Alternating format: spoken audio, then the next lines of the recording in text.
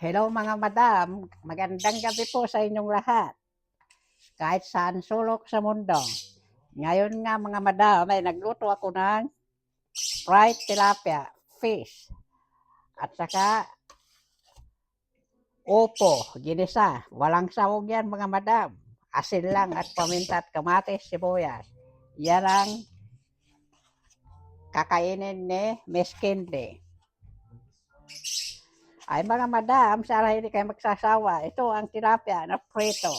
Oh, ayan. Masarap yan. Isawsaw mo na lang. Yan ang kamats. Opo.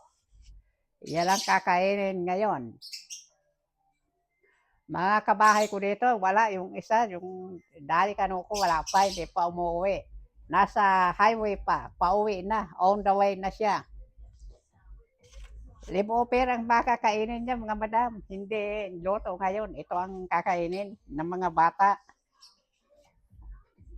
Naglinis ako ngayon. Kaya medyo malinis ang floor ko ngayon. Saka maayos.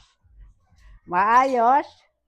Pati ang mga naka-organize yan. Bukas doon naman. Yung aking alaga doon na siya, ayaw maliligo, kaya hindi na lang maliligo. Ayaw maligo, di wag na maliligo. Ganun na lang. Ganun talaga ang buhay siguro pag matanda na. Tamad ng maligo. Kaya hindi naamoy yung sarili, siguro, hindi na naamoy. Kaya, ayan na, okay na yung ganyan. Kung ayaw, maligo, tiwag. Ano? Ganun lang talaga. Napapagod araw-araw, si Miss Candy rito.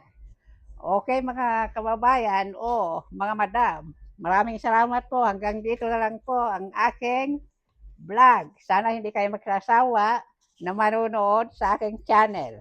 Maraming salamat po sa panonood at safe po tayong lahat kahit sa mundo. Bye!